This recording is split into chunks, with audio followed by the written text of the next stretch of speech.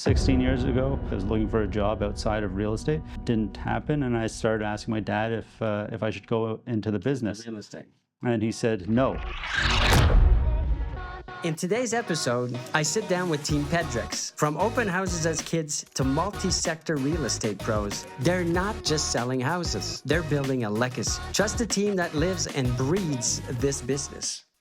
You're listening to The Root of All Real Estate with Alex and Nick Pedriks. All right, so welcome to, it's called The Root of All Real Estate. So we go down deep into the roots of how you became real estate brokers. Your dad was first a broker. Let's talk about that, I believe. Am I right? You Yes, correct me if I'm wrong here, because I have bad memory. He started Yes. roughly around what time? 2000. 2000. 25 years ago. Were still very young. In school. You're still young. What I mean is, I heard a video where you used to go on open houses. Your dad would bring you, and but that's way before. That was even before he got into real estate. So that was what he'd do as a hobby. He wanted to get into real estate, or not even. He loved houses. Still does. Right. I hear. Loves houses. Always did. He loved going to open houses for fun. Just to see what's out there. And he would just take us kids along with him. Now, you didn't enjoy this, according to the video I saw. Yeah, it wasn't a whole lot of fun, you know, when we're young teenagers. Become fun. Like, at what stage? For you, it was about 20 years-ish? Yeah, 16 years. 15, 16 years 16 ago? years, yeah. It became fun. How? Well, Take us back. It became work, you know, and work for me is fun. So, yeah, 16 years ago, I graduated from economics at Concordia University. I was looking for a job outside of real estate. Never didn't happen, and I started asking my dad if I should go into the business. Real estate. And he said no. Don't join me. Don't go into the business. It's a very stressful business. At this point, he's been doing it for about 12 years or something. And let's maybe also tell everybody, to a certain extent, very successful here. It's not your normal He's broker, agent. Top realtor in the office. So he says no, don't do it. Don't do it. And then your dreams killed at this crushed. point? Crushed as a young adult, and 24 years old. And then I said 6 months later, I said, tough luck. I signed up for the course. Good for you. Don't listen to your dad. Right. And you started right away full time, or you did some kind of a transition at the beginning?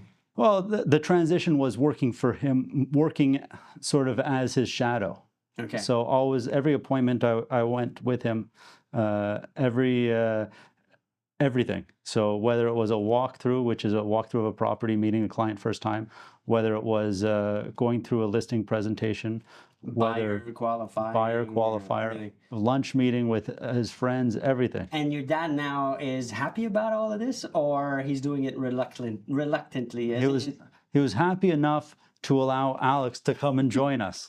So it obviously something worked out well. You started about what? I started in 2020. Okay, so 5 years ago. So 10-ish years after you. Yeah. And you had a chance, obviously, as a brother, as a son of you saw what it is. He was in real estate before he was a real estate broker. Oh, okay.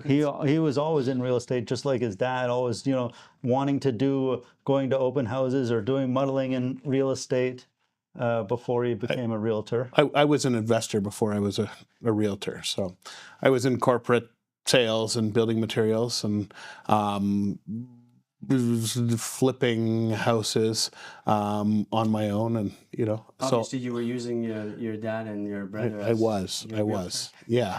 Our best customer left us and became a realtor himself. That's always a bad thing to hear. Well, but when you start, I want to go back to the dynamic, because working with family is something that a lot of future realtors or realtors right now, that it be spouses, fathers, brothers, sisters, it's very hard. It's very challenging. I had the same experience working with family. I still have one of my sons now that's getting his license. I've been working with him for a year.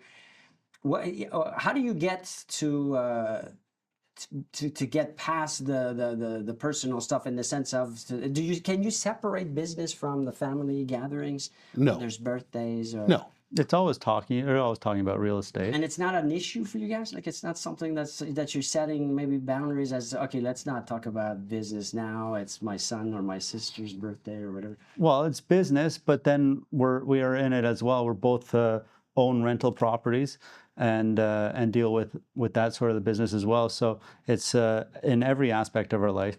Real estate brokers, investors in real estate, renovators, doing renovations in our own properties. So. And that's a big asset to have when you're talking to any type of client because you can empathize with or sympathize with all these different scenarios that you just pointed out. We've done it firsthand. So whether it comes to renovating, whether it comes to dealing with tenants, whether it comes to hunting for properties and picking the right one, planning and going, working with architects or going and getting permits to the city. So we've been there. We've seen all the aspects of it. Do you divide depending on each one's specialty, or how do you work it so that it becomes for everybody? You're using your strengths, or is it just everything's divided three? So the way that it happened is when I started, right, I was shadowing Andres, my dad, the whole time. So when Alex came on, he started shadowing myself and Andres the whole time.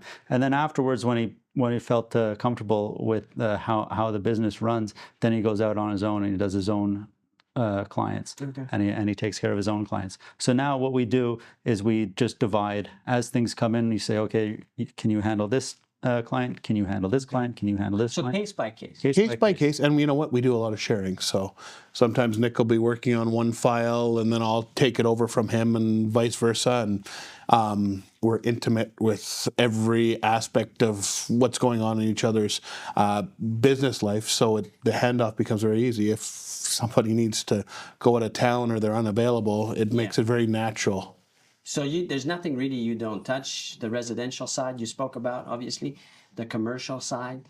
Yeah. There's businesses too. I think you at one point, well, not at one point, but you have businesses that you were selling, or was it maybe your dad? Sure. Yeah.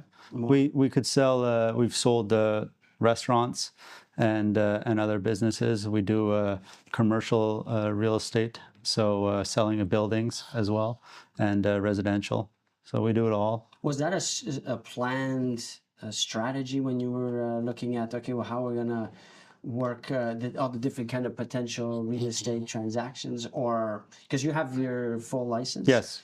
Your dad also? Yes. If did you guys say... okay, when Alex joined, it was just a residential license that you got. So they switched the programming from becoming a full real estate broker to becoming either residential or commercial, and we told Alex that he has to go get his commercial real estate license. So from that point on, we knew that we were definitely working in all aspects of the business, and Alex needed to have his commercial license.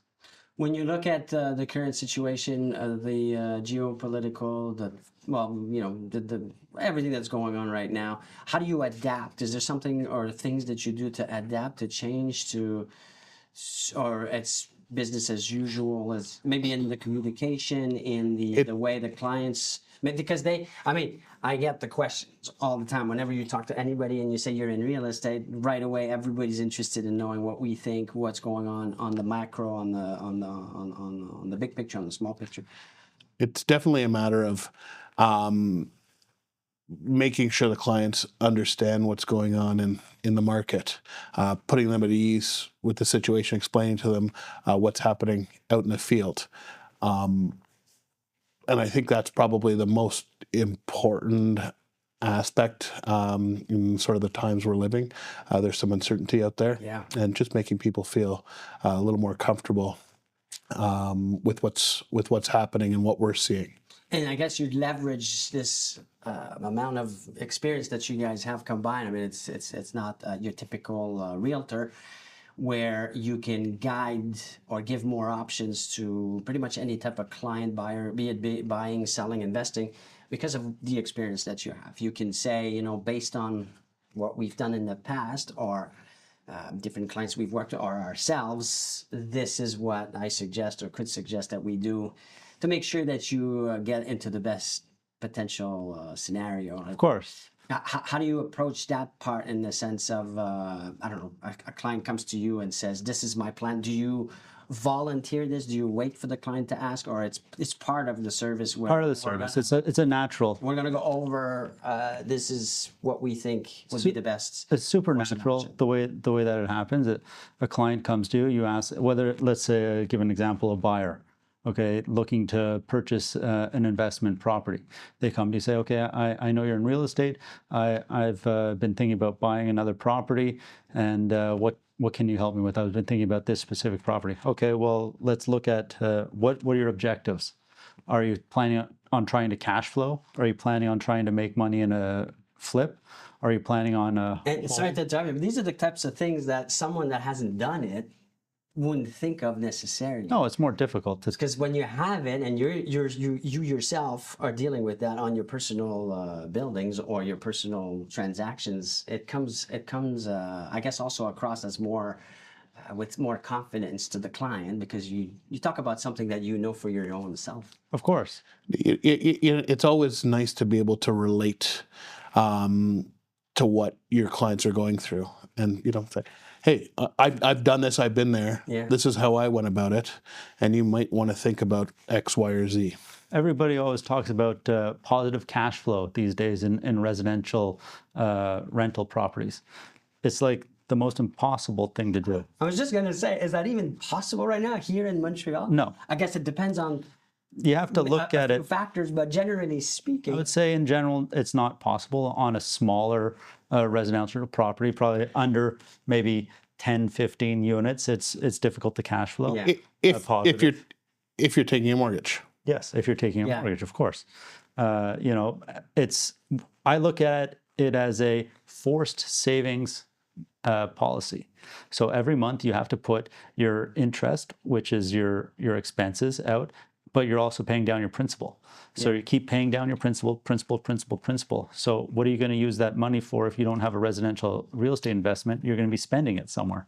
good point. And then the appreciation won't be the same in all the different neighborhoods. It's gonna vary quite substantially, which also will affect the purchasing price. So sometimes I don't want to but if you take Westmount as an example, it's hard to go wrong with the appreciation when you look over the last 10 years, 15 years. The rate of appreciation is quite high. Yes. But you're going to pay much more versus, well, maybe I shouldn't say a neighborhood right now, but you know what I mean? Like, that comes also into play, the experience of having dealt with different areas and not just Every specific. specific house has a different ability to appreciate. If you're looking at a case on whole, it's going to be different than if you're looking at a specific house. So one specific house may not appreciate as fast as another specific house. If you're looking out on the whole neighborhood, it may appreciate at 10, 20%, but this specific house may appreciate at 1 or 2%, depending on what it was purchased for, what issues it has, what money you put into it, renovations, and that sort of thing. So it's really a specific case by case. And if you're looking at getting back to these revenue properties and generating cash flow, you may be able to go far outside of an urban center and get a positive cash flow on a revenue property, but you're not going to get the same appreciation on that asset. And who's managing it? Precisely. That has to be taken into account. I guess that's a question for you guys. Do you do your own management, or you have companies or suppliers that you work with to do or offer management to those clients? So we have done some management in the past. It's certainly not our specialty. That being said, if client needs some help, we're willing to help them out or direct them where he should be going. So this experience, this big amount of experience, many years of experience, is very useful, but it's not enough just to say, well, I have experience. People will not necessarily know who you are, even though you have all this experience. How do you go about being so involved in the community, because you guys, we did something that was pretty cool a few months ago where we went. You're both members of the Point Claire Curling Club, excuse me. Correct. And you know, something I didn't know about you, even though I've known you for quite some time. What other things do you do? Like, I know you're quite involved also with different charities and things to help your communities. Talk about that a bit. For Yeah, we're members of the Point Claire Curling Club. I think we've been members there since 2007, so quite a long time. I'm involved with running one of the leagues there, and we love to curl. So no, but that's combining you know, the sport of, you know, you enjoy curling, yes, but it's also being involved in the community, being sure, part of it, and by default that's gonna lead you to meet new people. The more people from the community, the more people you talk to, the more people are going to want to question you about real estate. Definitely. So now we advertise at the curling club. We have our logo on the ice. We have our name on the website. So we give back to the Point Claire Curling Club as well. and you do more than just play and give back to the curling community. You also give back to other charities, which you're both involved with. Maybe So we're strong supporters of the Royal LePage's Shelter Foundation. And we've both been involved in activities around that. The Shelter Foundation, for those that don't know, is to assist with women and children Of domestic violence. And you've done a lot of work with the foundation itself. The most recent one, or the future, because you can maybe explain, because you've done some in the past. You're doing Sure. more. These are the Shelter Challenge, Shelter Foundation Adventure Series. Okay. So there are two adventure series. There's the trekking series, and then there's also the ride for shelter, which is motorcycle ride for Royal LePage Shelter Foundation. And what it is that you raise your minimum amount of funds. Before going on the adventure itself. You have to raise before being permitted to go along. Okay, so you can't even do it if you don't. If you don't reach the amount, then you can't stay go. home. Okay, good. Yeah. So and 80% of the money that you raise goes directly to the local women's shelter. So that would be, in our community, the West Island Women's Shelter, and then 20% goes to the national foundation that gets distributed through programs across Canada. And 100% of the funds that are raised go towards the foundation. Go back. Yeah. Yes. Nothing goes towards the trek or the ride. itself. Absolutely. No, That's all all paid for You by pay your own way. Okay. Yeah, 100% pay your way. So the first adventure series that I did, I went on a trek to the Purcell Mountains in, I guess it was 2021. Yeah. And so that was in the Canadian Rockies, just outside of Banff. And that was said to have been one of the hardest trek. That's according to you, or According to everybody who did it, who've done it and who've done other treks afterwards. It was the only trek where you had to carry all your own supplies.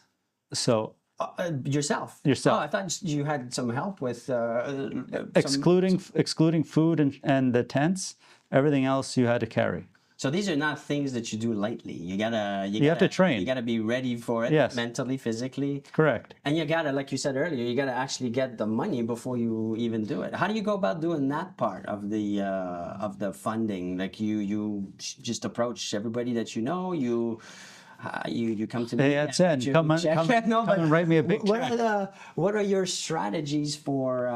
Because these are not small amounts. They're not small amounts. It's thousands of dollars. That's right. The trekking series right now has a minimum amount of $6,000 that you have to raise, and the motorcycle series has last year we were $3,500 that we had to raise. So that's fantastic. So you do different things. So we've run 50-50 raffles. We've everybody that you talk to, you talk about the trek and you ask them for a donation. This year, and now we're at the point where we've asked enough people. We've got to sort of come up with a new avenue to generate some funds for it. So Nick is about to embark on another trek to Cambodia in the fall, and right now he's working on a poker evening to generate funds. So you have to come up with different ideas, to make it worth.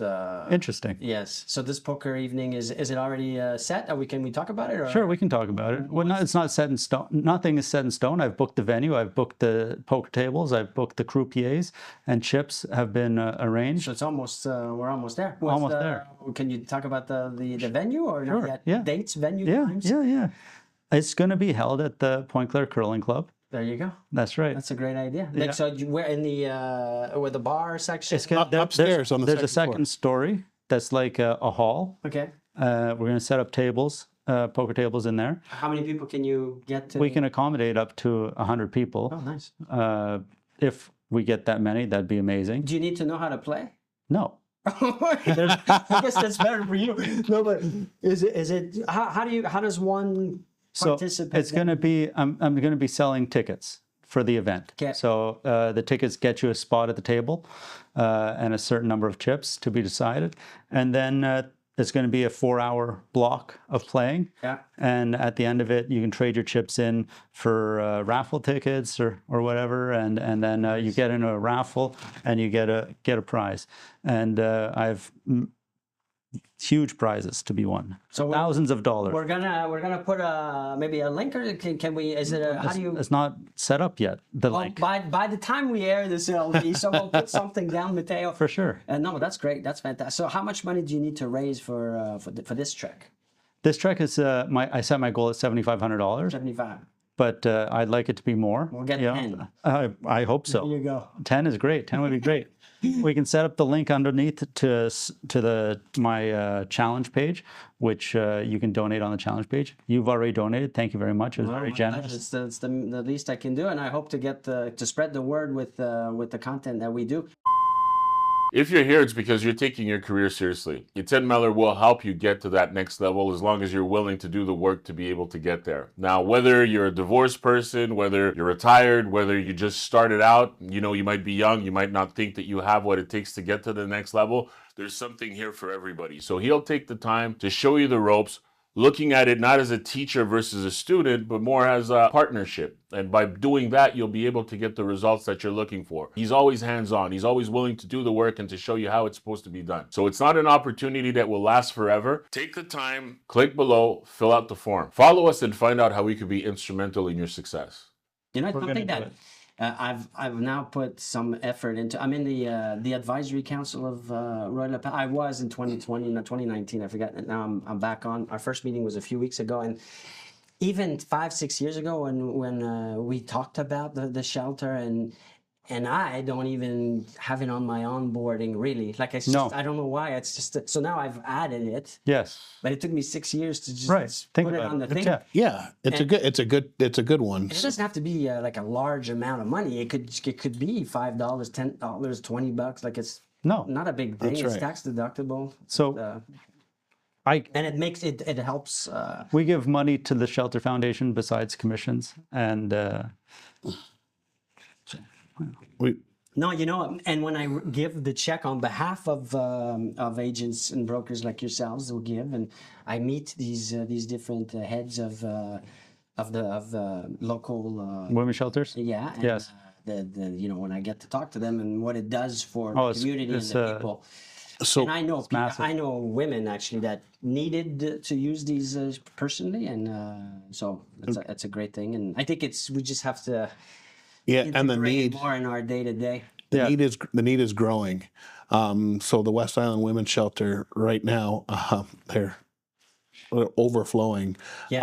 in terms of And it's not something that we think need. about because we think, oh, it's the West Island. It's No. everybody's comfortable and happy, and there's no violence or no. yeah. So they're collecting funds right now to set up another shelter or another home for these people. Good.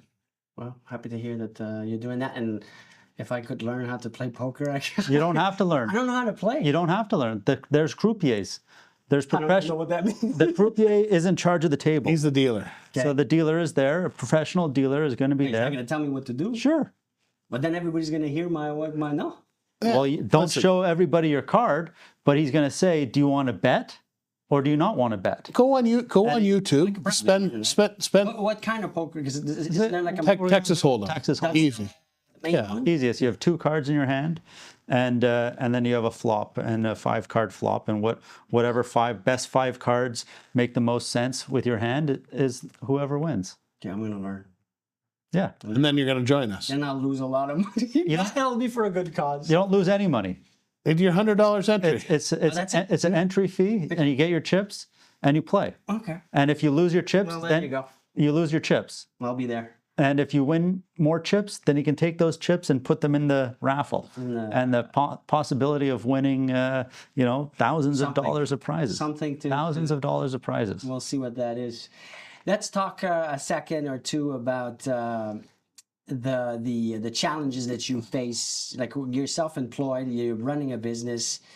It's very stressful for those that never had to do that. There's ups, there's downs. The market changes. One day everything's great, the next it's not. COVID, all that stuff. How do you handle that? How do you deal with that? Is it easier because you have a family member to discuss the pressure, the stress? For sure. You have you're married to someone in the business too, so that's maybe, I don't know, is that a good thing or a bad thing to be able to have someone that understands the pressures and the demand of being self-employed? Mostly the understanding comes with the timing and scheduling.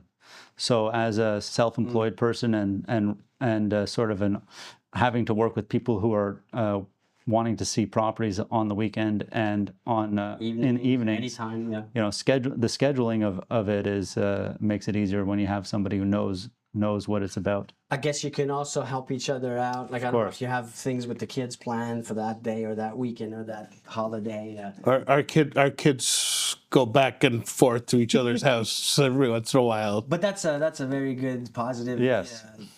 A good thing because not everybody has that. No. And like I said, I think the perception from the outside is that it's easy and we're just having fun and partying, but reality. So I'll just give you an example. Last week on Wednesday, somebody calls me, says, "Oh, I want to go see this property at 4:30. It's 3:30 right now," and the visit hasn't been booked yet.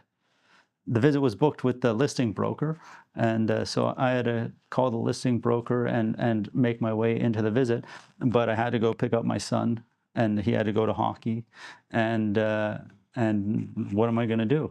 And you have to be there. If you're not there, then you lose the business, and especially in the market or markets that we've been seeing over the last few years, where you can't wait. There's no time for let's reschedule for the next day or right. So Alex was around, and I dropped my son off with Alex and his son, and then my mom's around, and she comes and picks him up and takes him to his hockey, and having the right support system it all worked out perfectly.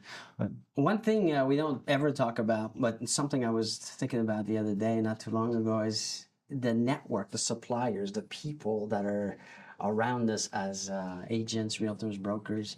Like roofers or anybody that manual labor, anything you can think of, home ownership or anything that's entailed into owning a home and maintenance. Without all those people, the business doesn't. But we never work. talk about that. No, am I wrong? I mean, I've never actually taken the time to discuss this. Like, how do you go about making sure that you have that right support? Could be lawyers, could be notaries, land surveyors, whatever. But knowing and understanding, I mean, with the years, you've built that network. That is it. It's such a crucial part of our job. It only comes with years of doing it and making sure that you keep the names of the people that are... That you know and trust. Well, good at good at what they do, and mostly on time, and able to produce correct invoices. Yeah. So, because at the end of the day, if I'm a client, I come to you, I come for more than just the direct buying, selling, showing, market knowledge. I also come for everything else that comes with the buying or the selling or the investing. It's funny that you say this, because I have a client who, over the over the years, I found him a couple of properties, a rental, and then we sold him a house at the end of last year. And over the course of the summer, he called me and said, I guess he had an accident with his boat, and he called me and said, "Hey, Alex, you know everybody. Do you know anybody that might be able to help me out with my boat?" Because I'd given him all kinds of referrals and names in the past.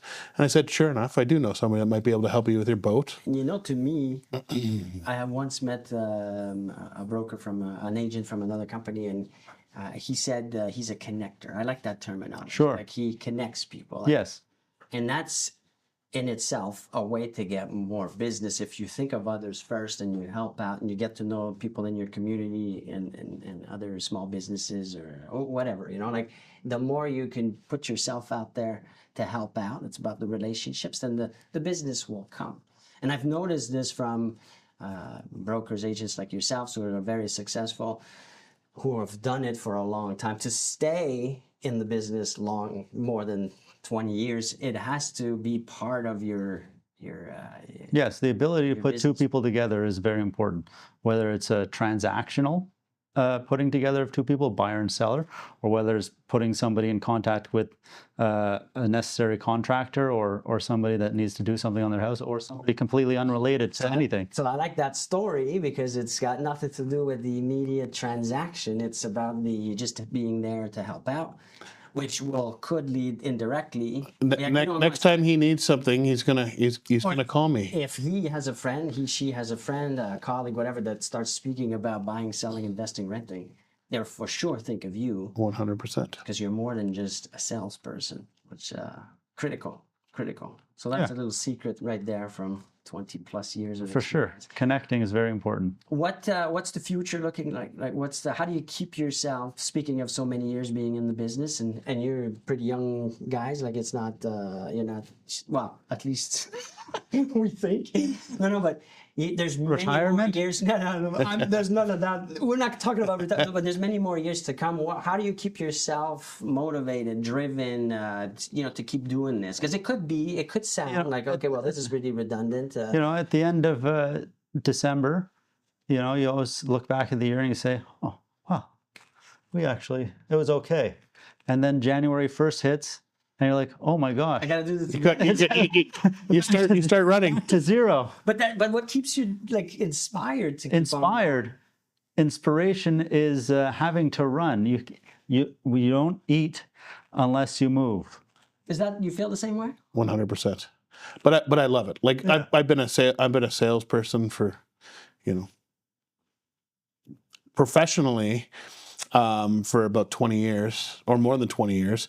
And prior to that, I mean, we were running our own business as students together. What's that? And I want to know about that. there was sales in that. So going back to we were 12 years old. Yeah. Was that a business that's Yeah. It was a landscaping, minor contracting business. together you did this? Together we And did another this. friend. Okay. Yeah. And we grew it. We must have run it for about 10, 12 years. This was not just a summer No. thing. No. This paid for university, and this paid for cars. This paid for Why'd you stop? Did you just first properties. So the body, if you want to think about like, is this sustainable? So it was very physical. Yes, it's a physical job. Any manual labor is going to be physical, and finding employees, and then sustainability of the body, and what can you do that you can work for a longevity, for a long period of time. True.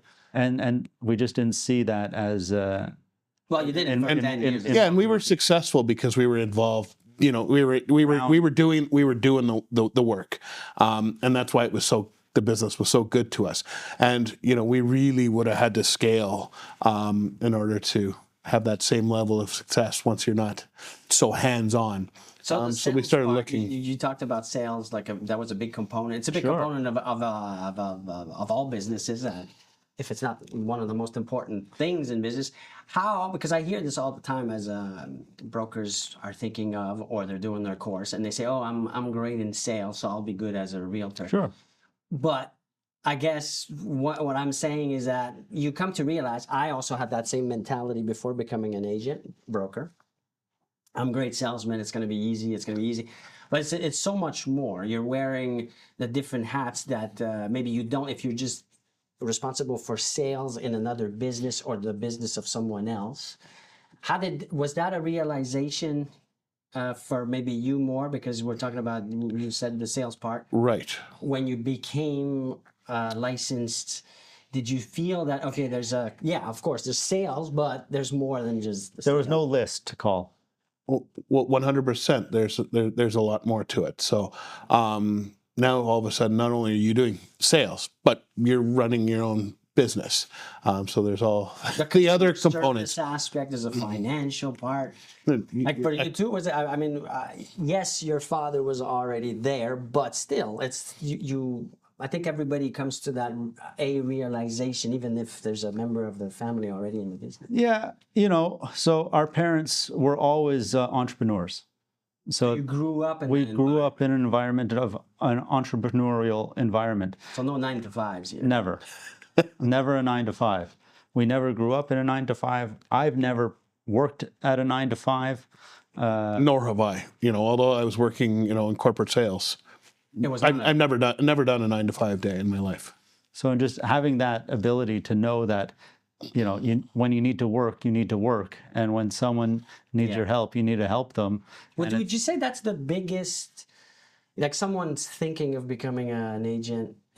What's the biggest thing that you would say? The thing that's the most important for the future person that's thinking about, that we don't necessarily think about, maybe? Is that it? Maybe the part that, you gotta turn around whenever the client needs anything. It's not I say that because I see a lot of newer brokers coming in. You see on listings remarks, after this time, forget it. We're not taking offers. We're not doing visits. Oftentimes There's more and more of that, which we never saw. Oftentimes I see those restrictions on seasoned realtors.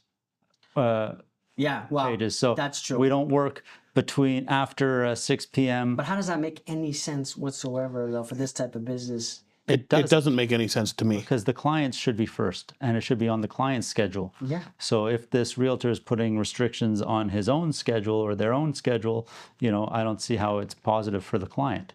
So it's not looking out for the best interest of the client. Unless the client wants it to happen that way. Good point. Good point. So I'm sorry I didn't let you answer the question. What would be that one thing or that major advice that you would give a newer or someone thinking of becoming an agent? Don't do it. It's the same advice I got. Yeah, well, that didn't work, but why? Yeah, well, perseverance. Perseverance, huh? So that's it. So discipline. If somebody says don't do it and you still want to do it and you persevere and you go forward, then it works out. Would you agree with that?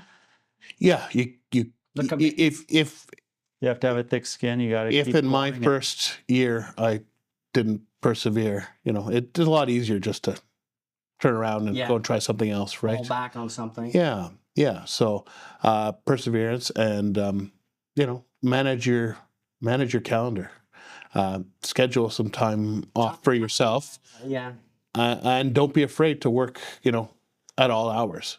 You don't know how many times I've been there at 11 o'clock at night writing an offer and on the phone with clients. So having a family or growing up in a milieu of entrepreneurship, I mean, for me, it's the same thing. Like my dad was always in business, so I grew up in that environment. I give you a quick thing. My first marriage, my first wife grew up with parents that were teachers. Mm-hmm. And for her, you see, at a young age, I married young. I didn't think of this, but for her, when I got into real estate, it was like, well, what do you mean you have to go at night or weekends? Or exactly. Even for the summer months, like her parents were off for 2 months during summer. And so with the kids and that, it was for her, again, her reality growing up was my parents are home at 3, or I'm exaggerating, but. And so that was quite challenging for me, which resulted in a divorce. I guess but when you look at it now, for someone going into real estate, I would say that if you've not been in that environment to understand what you guys are describing was your upbringing, it's going to be challenging. Definitely. And easily quit quicker. Because that's not a thing that you think, oh, I'll make my own schedule. Sure. I'll be my own boss. But I think that's the hardest thing. You can definitely make your own schedule and be the boss, but then sometimes you have to go and you have to run. So you have to. It's a client service based business, so it's clients are first, and you have to take that approach. Maybe one last question for you. What are you doing differently today than you were 3 years ago? Or maybe you had a conversation as a group and said, okay, we got to stop doing this thing. That was at that time very important, but today is not. It's always pivoting. There's always different marketing that we're doing, whether it's advertising in one specific. So is it marketing? I think so. I think It's changed. It's changing. changing, marketing changing, always pivoting in marketing, but always continuing to market. So the process of marketing has always been there, but sometimes different aspects of it change. So sometimes we're in the Gazette, or sometimes we pivoted from the Gazette and just in flyers, and sometimes we pivot from flyers. And now maybe we're starting working with you more on the social media aspect. Well, one of my realization as I develop and grow as a business owner is the more marketing or the more brand awareness I have, the less I have to worry about being extremely good with the sales part. The better marketing, the more people just come to you without having to sell in the traditional.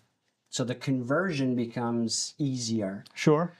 It's a weird thing to say that, but I'm just saying that the more I put energy on marketing, branding, the less I have to do the selling part. And then I notice also from very successful brokers, because they have the visibility, it doesn't matter how they get it, more visibility just means more opportunities. Always. And it helps when we walk into a room without having met these people. Yes. And they know a little something about us already. Oh yes, we've heard you on the radio, or yes, we've seen you, we've seen your face. I almost forgot the radio part. You're invited quite frequently to do these. A few times. I've been invited on CJAD to talk about real estate. How do you go about getting those types of opportunities? Because that's talk about visibility. From day one, Andres, our dad, started advertising on CJAD. So over 25 years of advertisement on CJAD. And he used to be on a radio program on CJAD, one of the first real estate programs before there was all this hype about real estate. Right. He was on the radio every week talking about real estate on CJAD. So he had his own small segment with the Lori and Olga show, which used to be on the radio. So that's how it all came That's about. sort of how it came, and then it came around, and I got flipped into the wheel of CJAD. And how much is that affecting? I mean, I'm sure it's got a major impact on. You spoke about just the awareness. Sure, I think that it adds another level of credibility. We have some people who call us and say, "Oh, we just heard you on CJAD," or for sure. Powerful stuff. So anything that we didn't talk about that we need, it's a must that we talk about, or no, or I think we covered a lot. there you go. A lot. So I'm super happy you accepted the invitation. I'm For sure. excited about what we're doing. There's so much more that we will be doing together, hopefully. And Well, we've been here forever, so.